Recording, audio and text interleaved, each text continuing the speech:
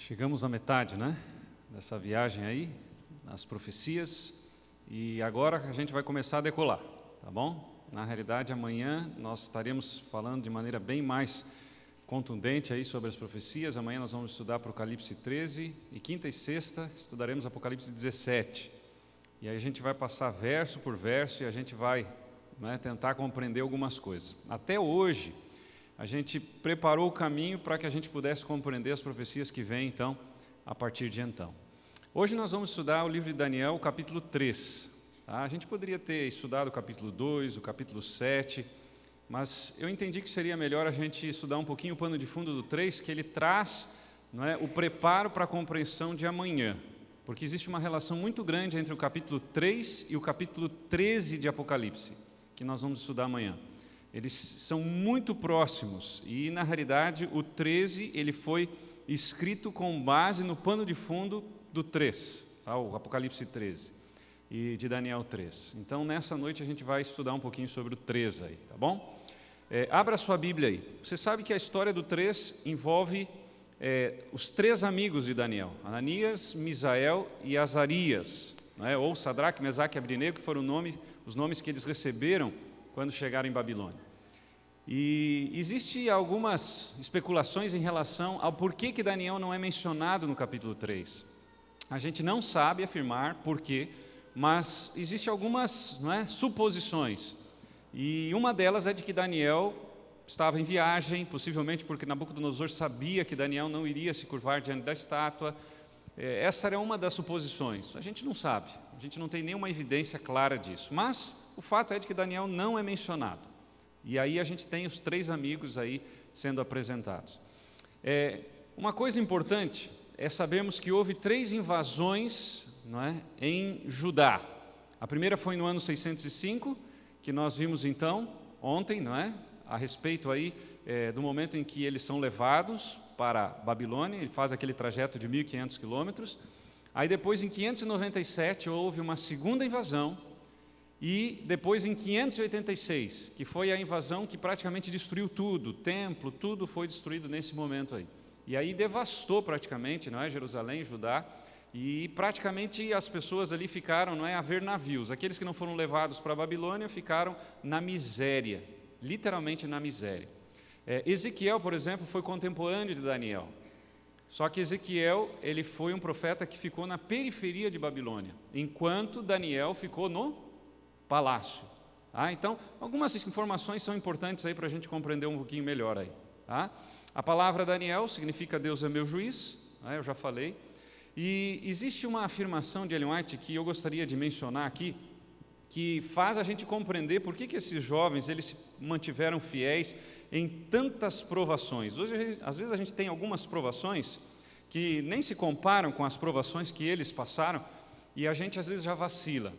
Ellen White, ela diz no livro Profetas e Reis, página 467, falando da fidelidade desses jovens, que tinham aí 17, 18 anos, e diz assim: foi a fidelidade nas pequeninas coisas que lhes deu capacidade para a vida toda.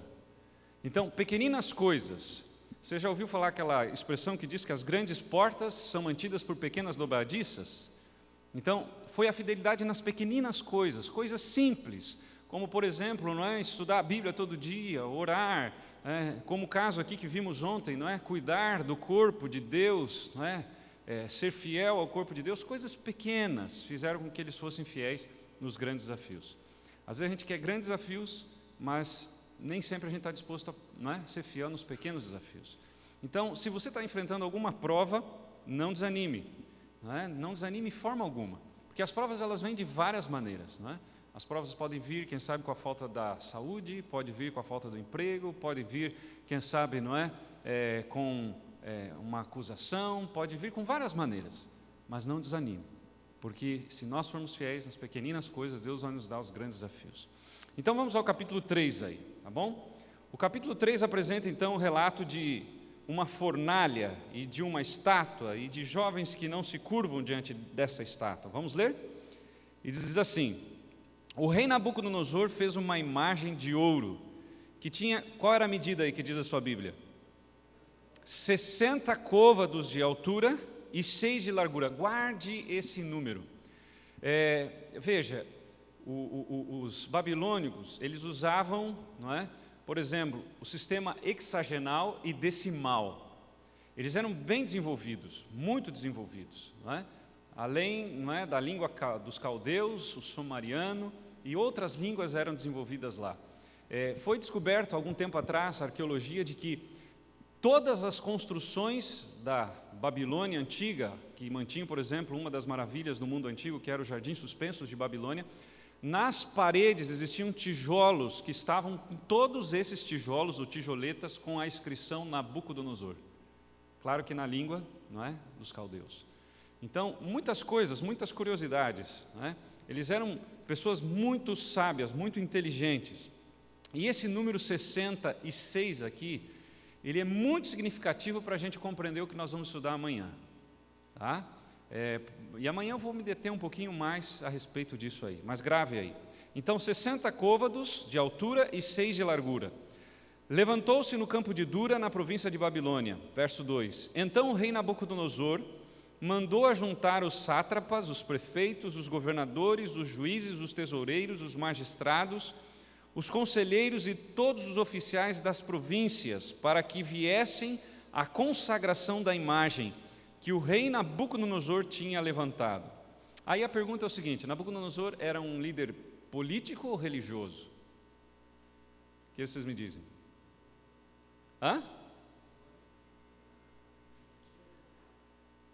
Os dois. E amanhã eu vou falar um pouquinho mais sobre isso. Tá? Antes de Cristo, não é? De maneira especial, não é? Antes de Cristo, quase sempre os reinos, não é? Principalmente universais, eles tinham conotação política e religiosa. Tá bom? E ele era também um líder religioso, apesar de aparentemente não parecer isso, mas aqui está a prova, não é? E aí então conselheiros e tal pediram que estivessem ali para que viessem a se consagrar aquela imagem, não é, que o rei havia levantado. Verso 13: então ajuntaram os sátrapas, os prefeitos, os governadores, os juízes, não é, para a consagração. Verso 4: nisso o arauto apregoava em alta voz: ordena-se a vós outros, ó povos, nações e homens de todas as línguas, no momento em que ouvirdes o som da trombeta, do pífaro, da harpa, da cítara, do saltério, da gaita de foles e de toda sorte de música, vos prostrareis e adorareis a imagem de ouro que o rei Nabucodonosor levantou. Verso 6: qualquer que não se prostrar e não adorar será no mesmo instante lançado na fornalha de fogo ardente. Portanto, quando todos os povos ouviram o som da trombeta, do pífaro, aí vai, não é? E diz o texto, o que eles fizeram? A última parte: e adoraram a imagem de ouro que o rei Nabucodonosor tinha levantado. O capítulo 2 fala de uma imagem que foi apresentada num sonho. E a imagem do capítulo 2 é justamente a imagem, não é, do rei, mas com diferentes metais. E cada metal representando um reino, um reino universal. E foi apresentado também no capítulo 2 por Daniel de que a cabeça de ouro representava o reino de Nabucodonosor, que era o reino de Babilônia. E depois, não é, sucessivamente foram apresentados os demais reinos, Medo-Pérsia, Grécia, Roma, não é, e os 10 reinos divididos da Europa, mas com metais inferiores ao metal da cabeça, que era de ouro: prata, não é, bronze, ferro e barro. Só que Nabucodonosor não estava contente com isso, porque ele queria o quê? Se manter no poder, ele queria o poder, não é, para sempre. Os imperadores na época se consideravam semideus, principalmente, não é, no período de Roma, e antes de Roma não era diferente. E ele queria se manter no topo a vida toda, o tempo todo.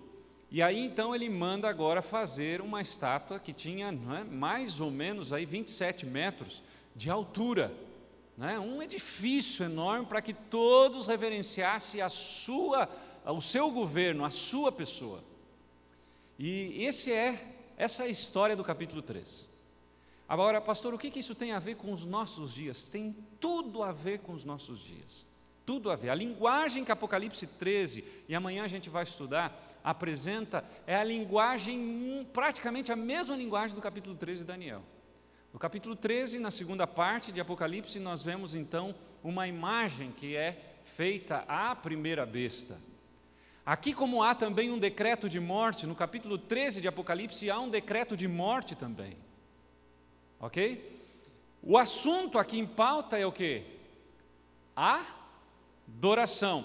No final dos tempos, o assunto que vai dividir aqueles que vão estar do lado de Deus, o que não vão estar do lado de Deus, vai ser a adoração também. Esse é o tema que permeia o grande conflito entre o bem e o mal. Então há uma relação muito grande entre o capítulo 13 e o capítulo 13 de Apocalipse, o capítulo 13 de Daniel. E por isso que eu estou mencionando aqui, e a gente está preparando o pano de fundo para amanhã. Ok? Vamos analisar algumas coisas aí que são importantes, tá bom? Quando eu era aluno aqui do Camar, faz algum tempo, estava no 3º ano do ensino médio, eu tinha um professor, pastor Nelson Reis, ele estava se aposentando, não é? E ele gostava muito de falar da volta de Jesus. Um dia ele contou uma história interessante. Ele disse que estava num acampamento, hoje o pastor Nelson ele mora em Taquara, até está com a saúde bem debilitada. E ele disse que estava num acampamento, era pastor de um distrito, e ele gostava de falar sobre a volta de Jesus, e naquele acampamento não foi diferente, o sermão dele do sábado de manhã era sobre a volta de Jesus.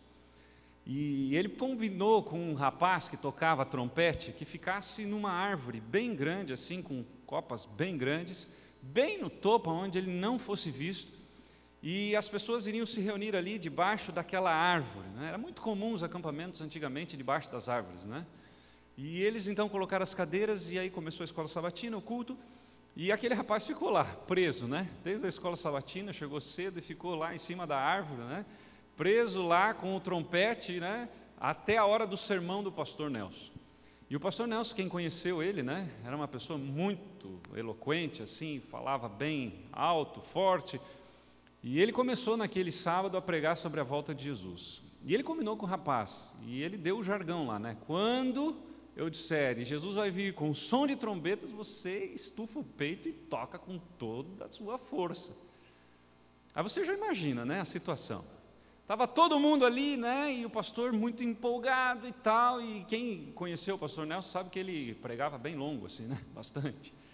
E ele já estava, né, alguns minutos ali pregando e tal, e já no finalzinho, quando chegou o momento, né, de ele dar, não é, o jargão, ele falou, e Jesus vai vir com o som de trombetas, e aquele rapaz estufou o peito e pá, tocou aquele trompete, né, com toda a vontade. Mas a história não terminou muito bem, não, né? Você imagina o que aconteceu, saiu um monte de gente caindo, correndo, pulando, né, passando um por cima do outro, e olhando para cima, o que está acontecendo? E é claro que o pastor Nelson aproveitou para fazer algumas aplicações ali, mas aquilo trouxe um alerta, né? A gente fala muito sobre a volta de Jesus, mas a pergunta é, será que nós estamos realmente preparados para a volta de Jesus? Essa é a questão, né? Será que nós estamos preparados para esse desfecho final? A gente vê tanta coisa acontecendo no mundo político, no mundo social, no mundo econômico. Será que a gente está realmente preparado ou será que a gente está, como uma vez eu preguei sobre a volta de Jesus e uma pessoa chegou para mim e disse assim, pastor, olha, é muito bonito e tal, mas tomara que Jesus não venha antes de eu terminar minha casa. Eu não sei qual é a tua prioridade, né? Mas às vezes a gente fala tanto e vem na igreja e fala sobre Bíblia, e fala sobre a volta de Jesus, e fala sobre um monte de coisa, mas de fato, parece que a gente não está querendo que Jesus venha. E a gente precisa parar para refletir. E esses momentos que a gente está estudando a Bíblia aqui são momentos importantes para a gente refletir um pouquinho. E é por isso que a gente está trazendo as profecias bíblicas aí. Olha só que interessante essa curiosidade aqui. Alguns arqueólogos descobriram, há pouco tempo atrás, uma plataforma de 594 centímetros, de altura e 15 metros quadrados de superfície, que foi possivelmente o apoio desta tal estátua lá do campo de Dura.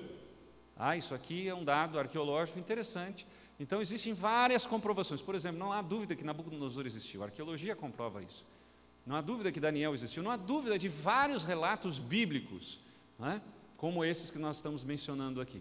Aí você tem então uma imagem, né, uma figura tentando trazer à tona o que o texto diz, e se você fizer o cálculo dos côvados, é mais ou menos isso aqui. Existe aí diferença de côvados, em alguns diferencia alguns centímetros, mas é mais ou menos isso, 27 metros de altura por mais ou menos 2 a 3 metros, né, aqui de comprimento, tá bom? Ou de largura aqui, né? Essa plataforma aqui.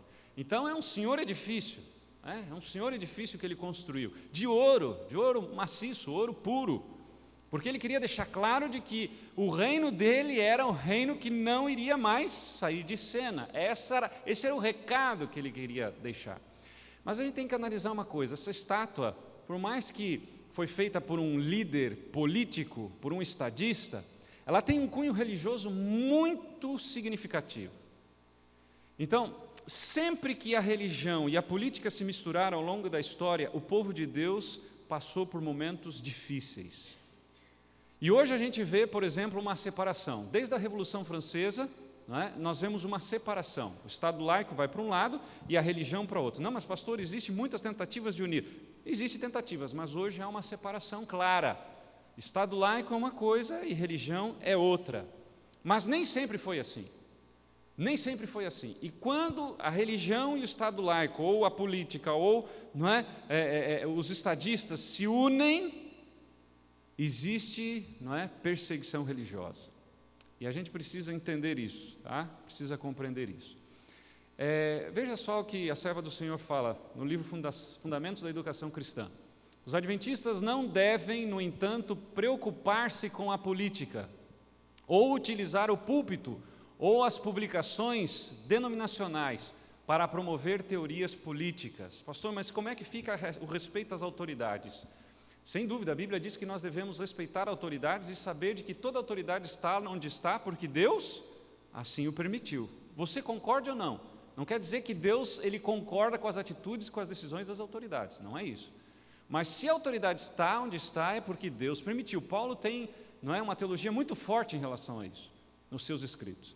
Mas nós precisamos entender uma coisa, que nós não podemos misturar as duas coisas, tá?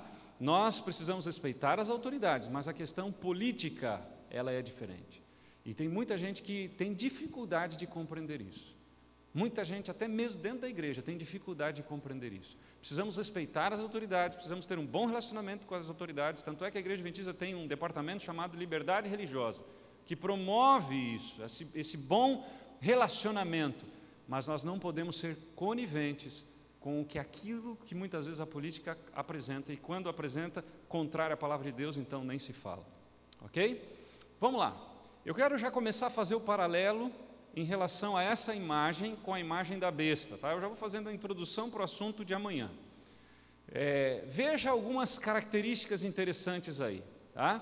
Você vê que esse decreto político, ele tem uma conotação extremamente religiosa, porque a tentativa de Nabucodonosor é quebrar a lei de Deus, mesmo que ele tenha feito isso de maneira inconsciente, porque existem grandes evidências que Nabucodonosor se arrependeu e ele aceitou o Deus de Daniel, não é? A Bíblia menciona isso.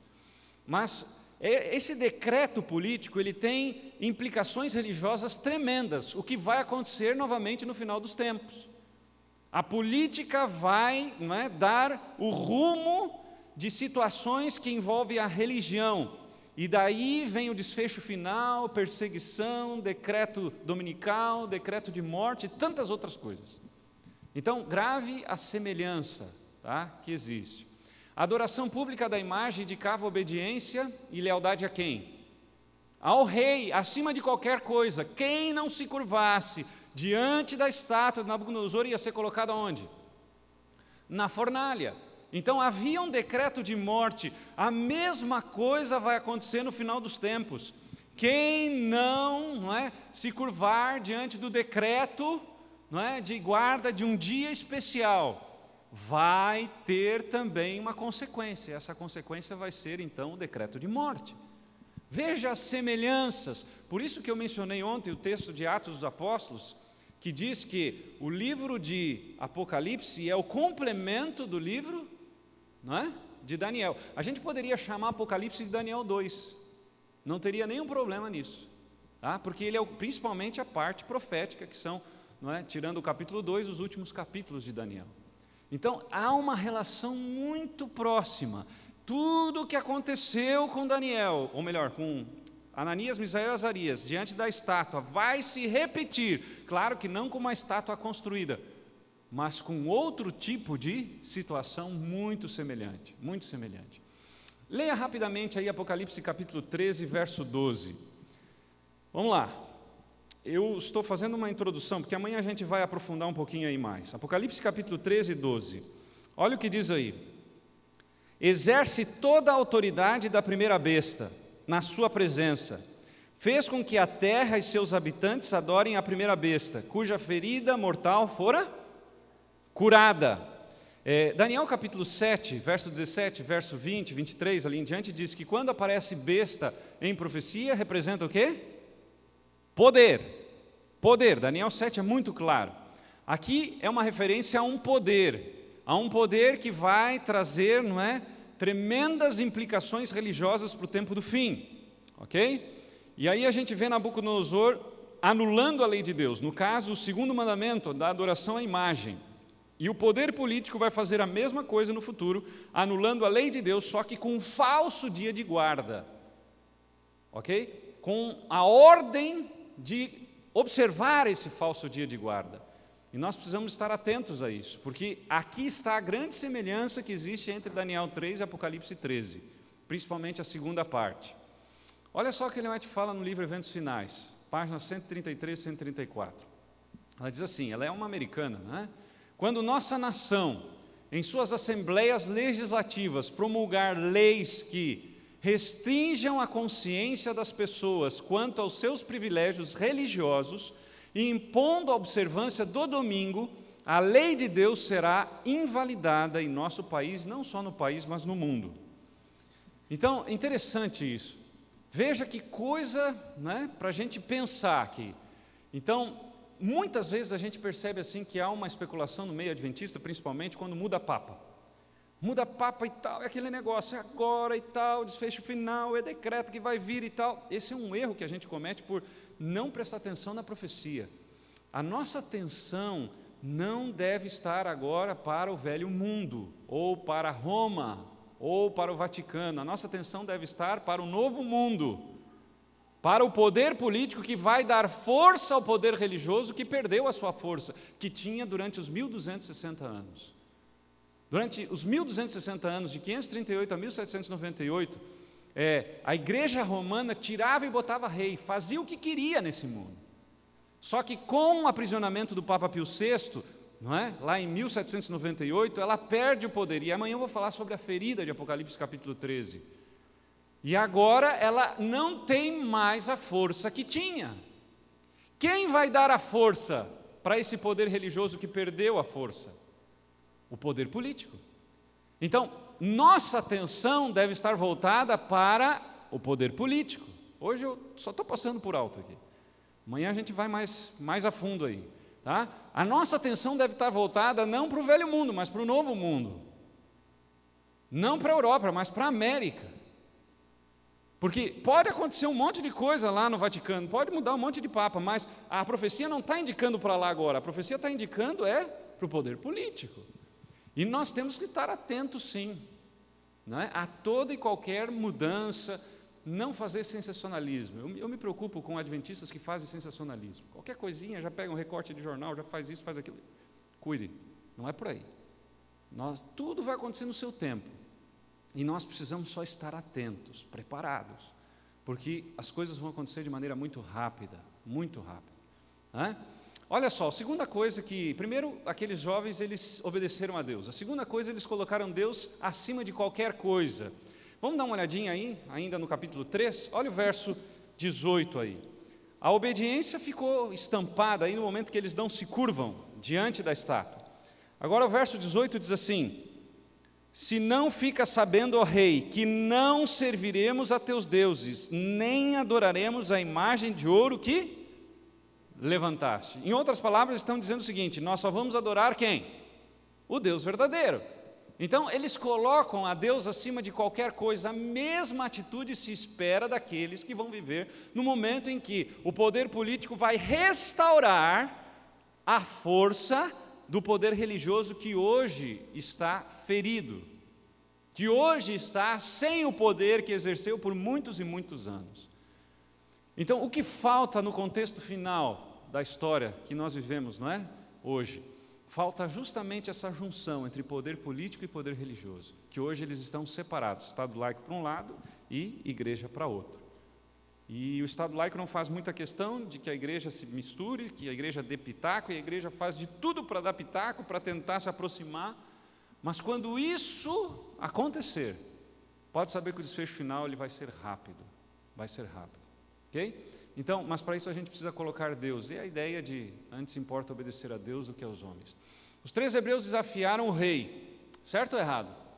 O rei ficou em situação desagradável, porque todo mundo, no momento que foi tocado todos aqueles instrumentos, todo mundo que se curvou, mas aqueles 3 jovens hebreus permaneceram firmes, em pé. Eu fico pensando, hoje se um jovem não consegue ser fiel na guarda do sábado, quando tem que de repente deixar de fazer uma prova na sexta-feira à noite, ou não consegue em qualquer outro detalhe, conseguiremos naquele dia? É para a gente refletir um pouquinho. Se não desafiasse o rei, estariam desafiando a quem? A Deus.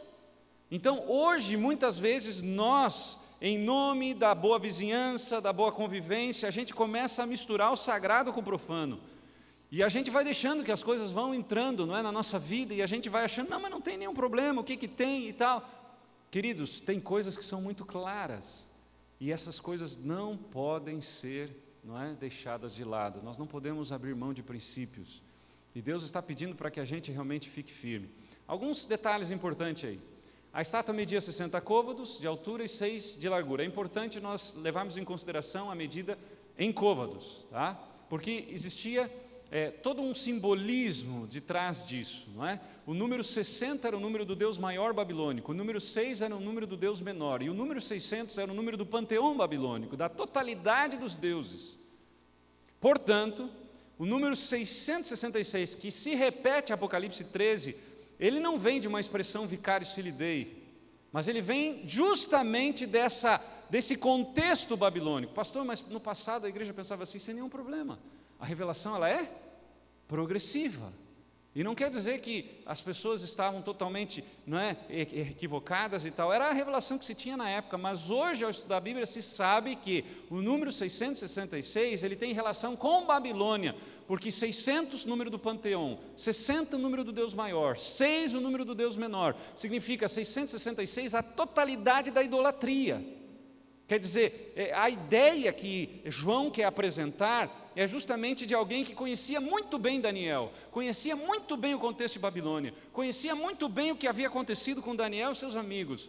E ele agora repete essa ideia, que no final dos tempos, não é, ele quis dizer, nós vamos ter um poder também que vai ir contra tudo que se levanta em nome de Deus. E às vezes até vem em nome de Deus, como diz Mateus capítulo 7, né? Mateus 7, 20 ali, por aí, até o 25 diz, né? Nem todo que me diz Senhor, Senhor entrará no reino dos céus. Ah, mas eu curei, eu fiz, não te conheço, apartai-vos de mim. Daniel menciona então o povo adorando a estátua 6 vezes. Veja que o número 6 ele é destaque no livro de Daniel, no capítulo 3.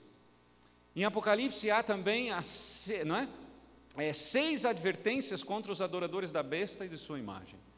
Veja a relação muito próxima, Daniel 3, Apocalipse 13.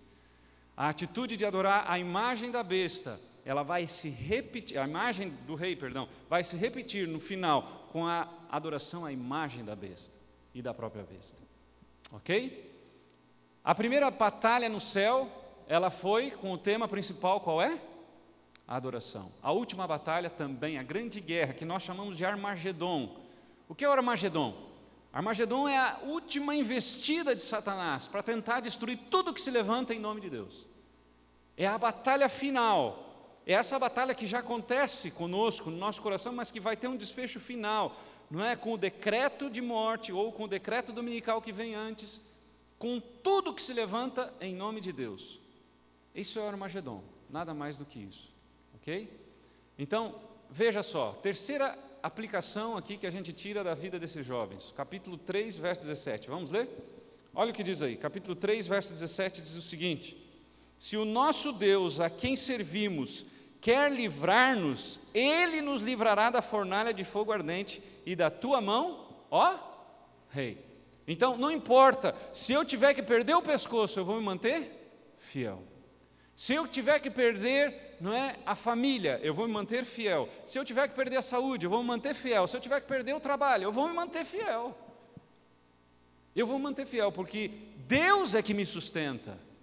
E essa é a grande dificuldade de algumas pessoas, por exemplo, que não conseguem devolver o dízimo, a oferta.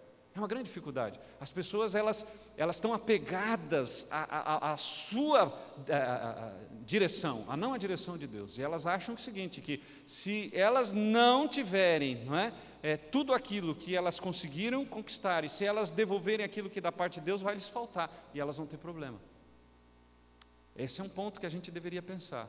Se eu não sou dependente de Deus hoje, a ponto de devolver o que é dele, e roubo o que é dele, significa que no momento de crise, no momento em que vai ser pedido, não é, que eu adore essa imagem à besta, que eu abra mão da guarda do sábado, que eu abra mão da minha fé, você acha que eu vou me manter fiel? Não vou.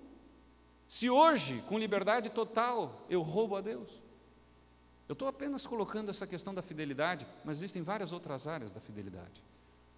Então, a gente precisa entender que o momento de ser fiel é agora. E eu volto ao livro Profetas e Reis, onde diz, não é? A serva do Senhor diz que os jovens hebreus, eles foram fiéis nos grandes desafios, porque eles foram fiéis primeiramente nos pequenos, nos pequeninos. Então, se eu hoje não sou fiel, naquele momento, pode ter certeza que você não vai se manter fiel. Quando vier as pragas de Apocalipse 16 e o teu vizinho, não é, estiver abrindo a torneira e sair lá sangue, obviamente que você não vai estar do lado dos fiéis, vai sair sangue também, porque eu preciso me mostrar fiel antes de tudo isso acontecer, certo? Então, ser fiel a toda prova, essa é uma lição tremenda aí que esses jovens nos apresentam aí, né? Apocalipse 2,10 diz, ser fiel até a morte, dar-te-ei a coroa da vida, né? A prova de fogo é o decreto de morte. E aqui está o ponto, não é? Esse decreto ele se repete. Amanhã eu vou me deter um pouquinho no Apocalipse 13 sobre o decreto de morte. Porque a ordem é, se não se curvar diante dessa estátua de quase 30 metros de altura, vocês vão para a fornalha de fogo ardente. E o texto diz que as pessoas que colocaram aqueles jovens na fornalha, o que aconteceu com elas? Morreram, tamanho era o calor. Só que o texto também menciona, e algo espetacular que a gente vê no capítulo 3, que aqueles jovens foram colocados ali. E diz o verso 24, então o rei Nabucodonosor, acompanhe comigo aí, se espantou, ok? E diz assim, e se levantou depressa e disse aos seus conselheiros, não lançamos nós 3 homens, não é? 3 homens atados dentro do fogo? Respondeu ao rei, é verdade, ó rei. Tornou ele e disse, eu, porém, vejo 4 homens. E agora? 4! Agora, você acha que Deus vai te abandonar no momento de maior crise que você está passando? O que aconteceu quando eles estavam no momento de crise? Quem que aparece? E por que você fica aí duvidando quando você está passando por lutas, dificuldades, problemas e você pensa que Deus te abandonou? Por que você não crê como esses jovens? Deus nunca abandona seus filhos fiéis, nunca abandona. Só que eu preciso compreender de que o meu mundo não é aqui, Deus está me preparando para a eternidade. E quando eu começo a visualizar somente as coisas desse mundo, eu estou totalmente equivocado naquilo que Deus estabeleceu como sendo o plano para a minha vida.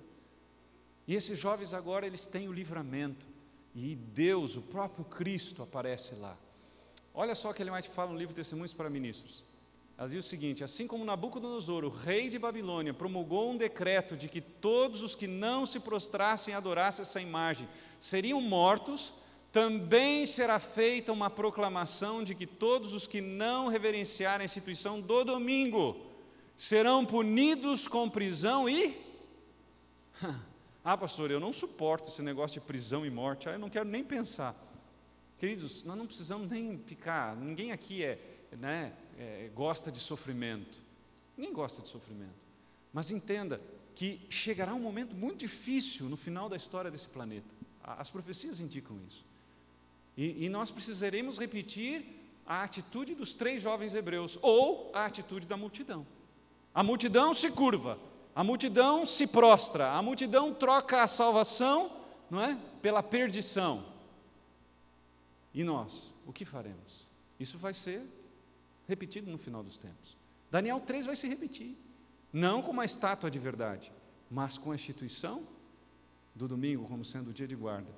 E nós precisamos estar atentos. Tudo vai se repetir, tudo vai se repetir. O capítulo 3, 25 apresenta uma outra realidade aqui, que eu gostaria de destacar. E aí nós vimos, né? Vamos ler de novo? 25. Tomou ele e disse: eu, porém, vejo 4 homens soltos, que andam passeando dentro do fogo, sem nenhum dano, e o aspecto do quarto é semelhante ao quê? Ao Filho dos deuses, a certeza da presença de Deus. Eu e você temos a certeza de que Deus está com a gente? Quando as coisas não vão bem, você tem a certeza de que Deus está com a gente? Cuide com as questões sensitivas. Hoje nós temos um mundo religioso que explora muito as questões sensitivas. Ah, mas eu não sinto. Queridos, a fé é para ser racionalizada. Várias vezes na Bíblia nos feito o convite: vinde e arrazoemos. A razão, ela predomina na cultura bíblica. Não que o sentimento ele seja ignorado, mas nós precisamos trabalhar quando somos, não é, fiéis com a razão e não com apenas o sentimento. E hoje a proposta, não é, do falso cristianismo, do falso reavivamento, que está também dentro da profecia, é de que as pessoas precisam, não é, viver em êxtases. Ah, mas eu não senti nada, mas o que? Queridos, cuide com o sentimento. Deus está nos convidando: vinde e arrazoemos. Nós precisamos compreender, o lobo frontal é o local onde nós vamos tomar as decisões, e é aqui que o Espírito Santo vai trabalhar, e é aqui que ele vai nos convencer. E veja, convencimento tem a ver com razão, ok? E aí Mateus apresenta também a mesma realidade, a mudança de Nabucodonosor. Por que Nabucodonosor muda de atitude? O que fez Nabucodonosor mudar de atitude com aqueles 3 jovens hebreus? Qual foi a atitude que Nabucodonosor teve depois que o Filho dos deuses, não é, apareceu na fornalha ardente? Ele continuou com a mesma ira contra aqueles 3 jovens? O texto diz, ele fica, não é, abismado: como pode isso? Como pode isso acontecer? E qual é a conclusão que a gente chega? Logo eu quero apresentar um pouquinho mais sobre essa conclusão. O texto apresenta de maneira muito clara a ideia de que a mesma situação que aconteceu lá no passado vai se repetir. Apocalipse 13 apresenta 2 bestas, a besta do mar e a besta da terra. Uma representando o poder religioso e outra representando o poder político. Agora, nós estamos nesse contexto de separação do poder religioso e poder político. Nós estamos nesse contexto da busca do poder religioso por mais força, não é? Para que possa colocar de volta os seus dogmas de maneira muito clara no mundo, não é, social, no mundo em geral. De que lado estaremos nós quando o grande conflito tiver o seu verdadeiro desfecho? Deus está nos chamando agora para tomar uma decisão, e nós precisamos compreender todo esse contexto. Daniel, ele viveu momentos de muitas dificuldades. Você vê aqui, né, nós vimos ontem o momento que sai de casa, nós vemos o momento em que ele é colocado no capítulo 2 em prova, porque aqueles sábios não sabiam interpretar o sonho do rei, e possivelmente o rei, ele não havia esquecido do sonho. Você já parou para pensar? O texto não diz que ele esqueceu o sonho. O texto diz que ele queria saber a interpretação, e às vezes a gente pensa que ele esqueceu o sonho. Possivelmente ele não esqueceu, ele estava tomando como prova se aqueles homens estavam sendo bem pagos ou não pelo trabalho que estavam fazendo. E aí Daniel agora, o que acontece? Ele aparece e quase morre de novo. E agora os 3 amigos quase morrem de novo, né? E assim vai. Depois Daniel, no capítulo 6, né, apresenta numa cova dos leões. No capítulo 5 ele aparece como salva-vidas, ali naquela escritura na parede, do Menemene Tekel Farsim, diante daquela transição do poder babilônico para o poder medo-persa. Mas Daniel permanece como sendo representante de Deus, porque Daniel, ele foi fiel a toda a prova. Eu não sei qual é a tua situação, se você está vivendo momentos difíceis ou não, se você tem dúvida em relação a algumas questões que envolvem a fé, mas eu quero te dizer, vale a pena seguir o exemplo desses jovens que foram fiéis a toda a prova. No final dos tempos, haverá, como Jesus disse, 2 grupos apenas. Um grupo que vai escolher servir ao Senhor a toda a prova, e um grupo que vai rejeitar. E na igreja não vai ser diferente também. A profecia indica, não é? A sacudidura. O que é a sacudidura? Muitos que estão aí em nosso meio hoje sairão da igreja, se tornarão os maiores inimigos da igreja. Correto? E aqueles que estão fora, que hoje não vêm, porque senão se escandalizariam pelo que muitas vezes eu faço ou você faz, eles vão sair, e Apocalipse 18:4 diz: sai dela, povo meu. Veja que repete a expressão Babilônia novamente no livro de Apocalipse, porque Apocalipse é o complemento de Daniel. Então a ideia ela continua, Babilônia é símbolo de total idolatria, por isso o número 666 repete no Apocalipse, não é? A ideia dos 600, não é? E 60 número maior, 600 do panteão babilônico, 60 número maior do Deus maior, e 6 do Deus menor dos babilônicos. Repete novamente, a idolatria que houve naquela época se repete nos dias, não é, em que nós estaremos vivendo.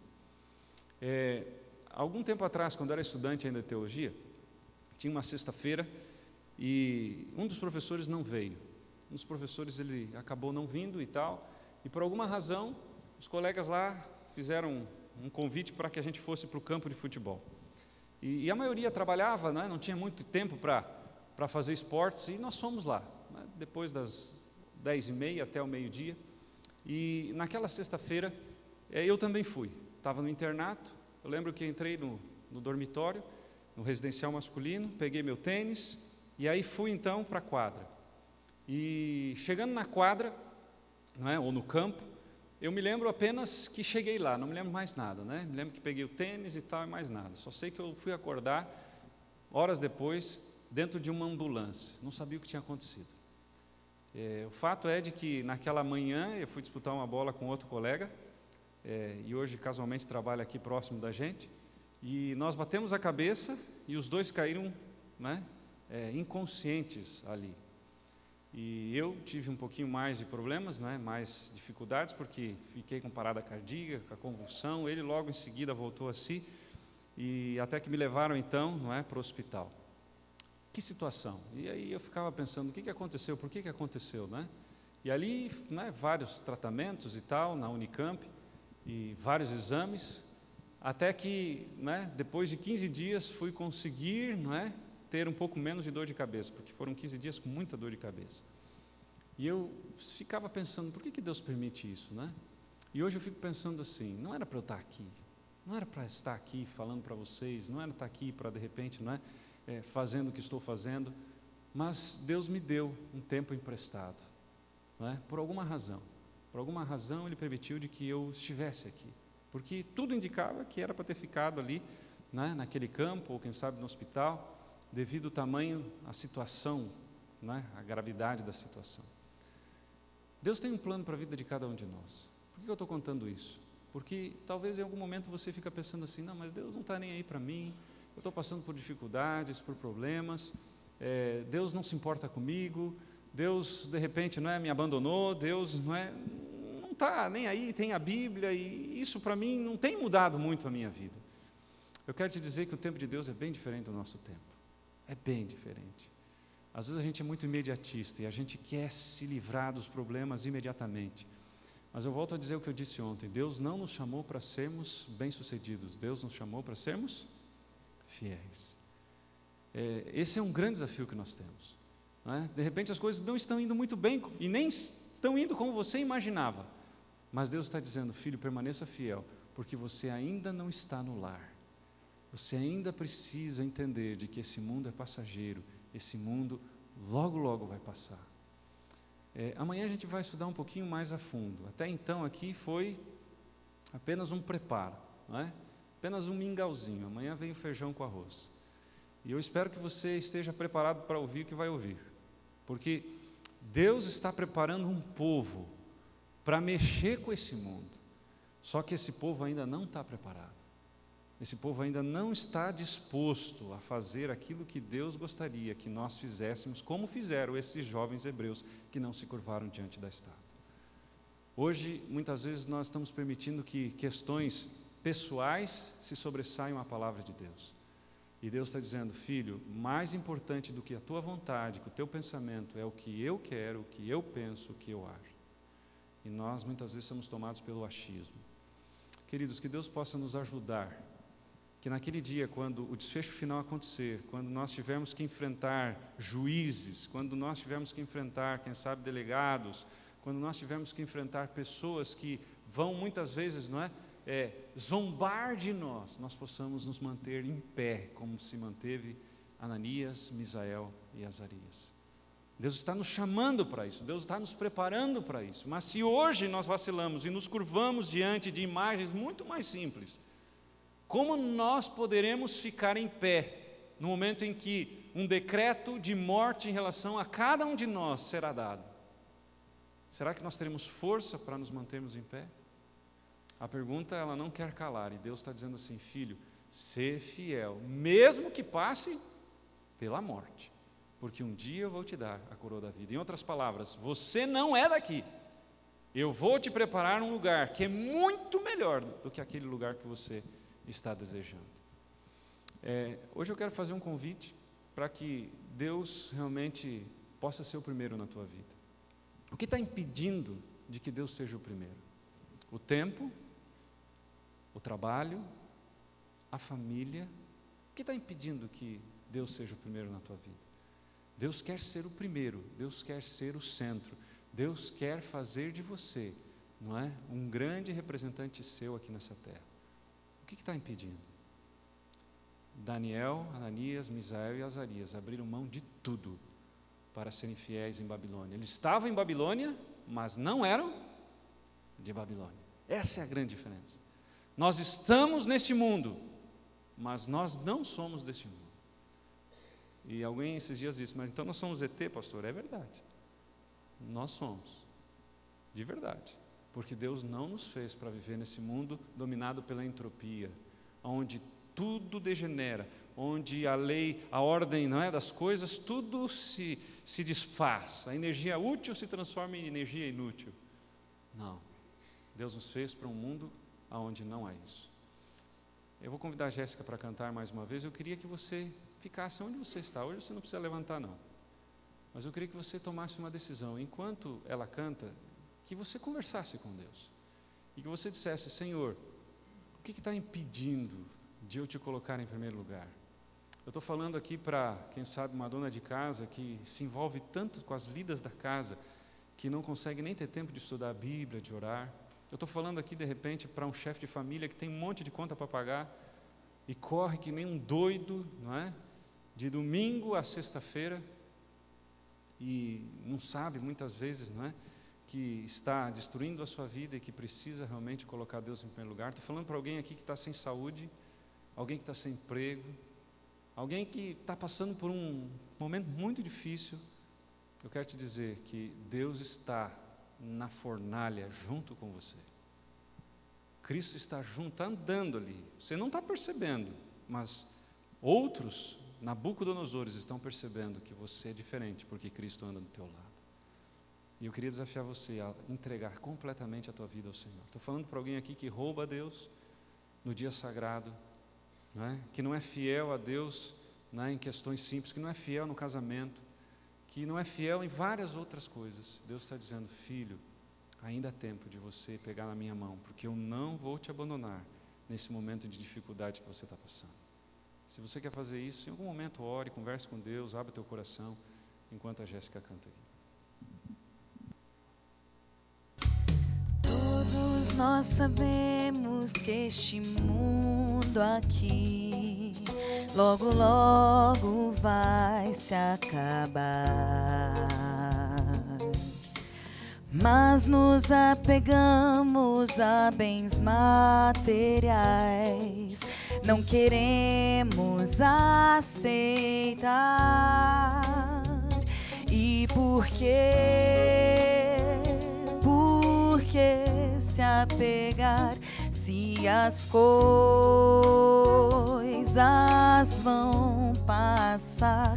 Tudo aqui é vaidade, ilusão. 'Ilusão.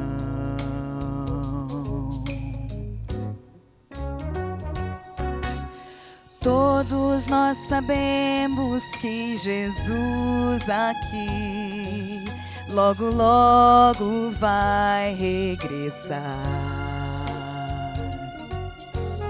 Tudo que há no mundo é sem nenhum valor, mas a fé vai perdurar. Onde está a nossa fé? É a fé que tem valor, seja onde quer que for, o que importa é nossa fé em Cristo. Tudo que há no mundo é sem nenhum valor, mas a fé vai perdurar.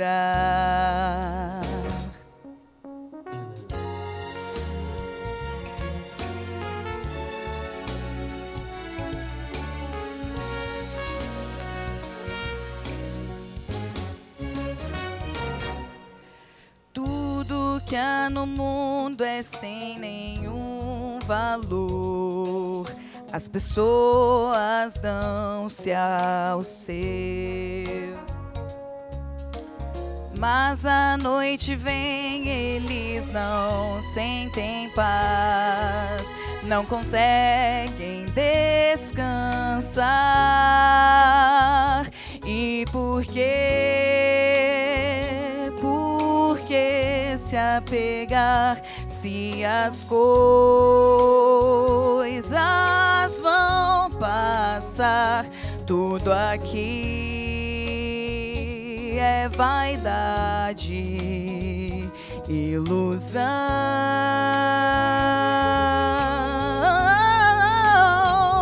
Onde está a nossa fé?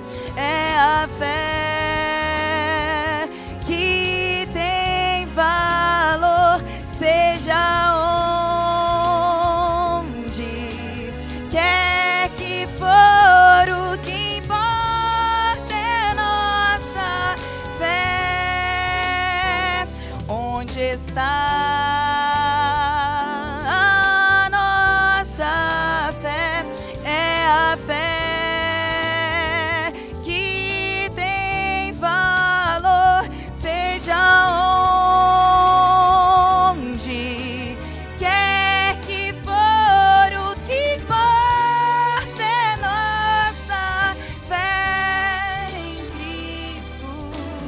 Quando tudo aqui perder o seu valor, só a fé vai perdurar.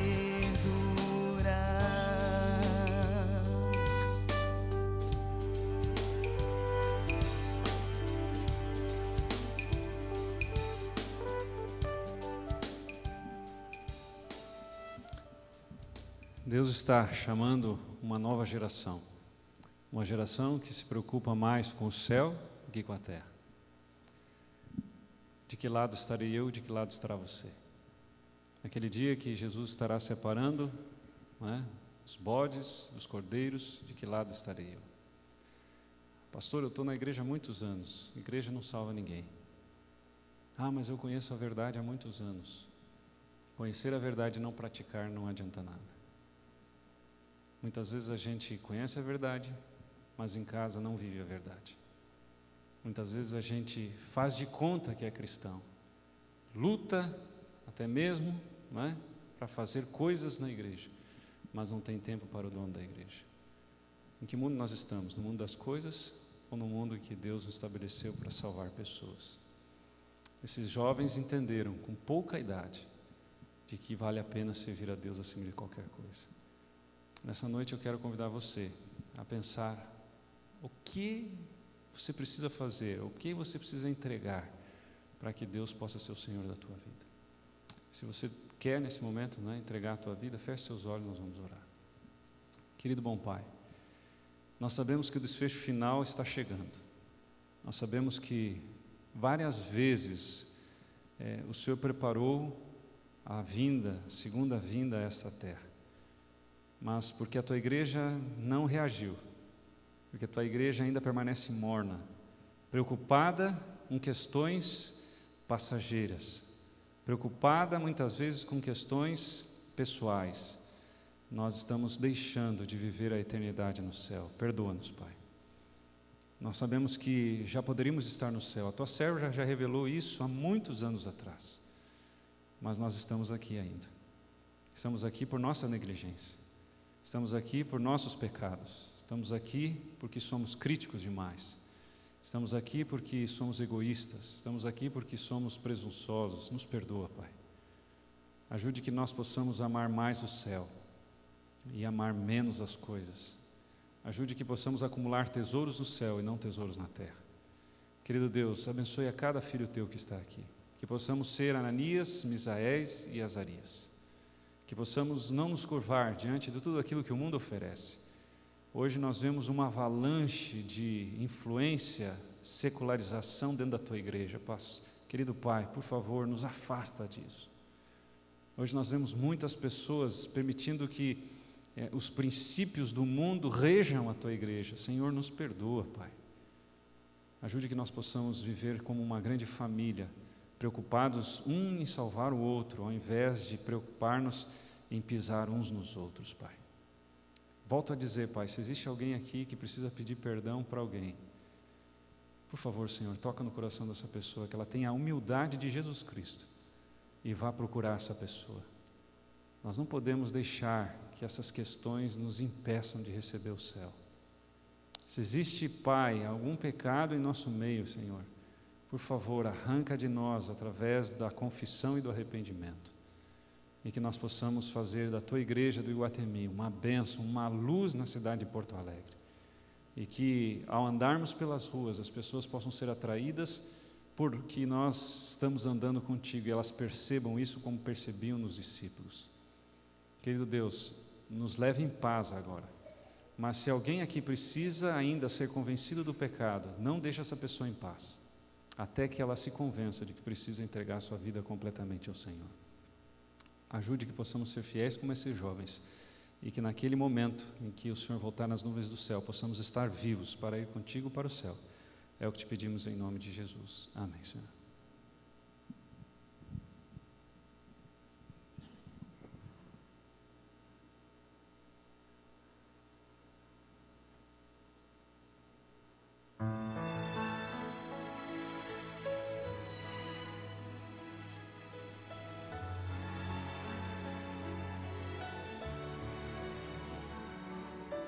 Preciso me entregar, Senhor. Preciso a ti me entregar. Preciso ouvir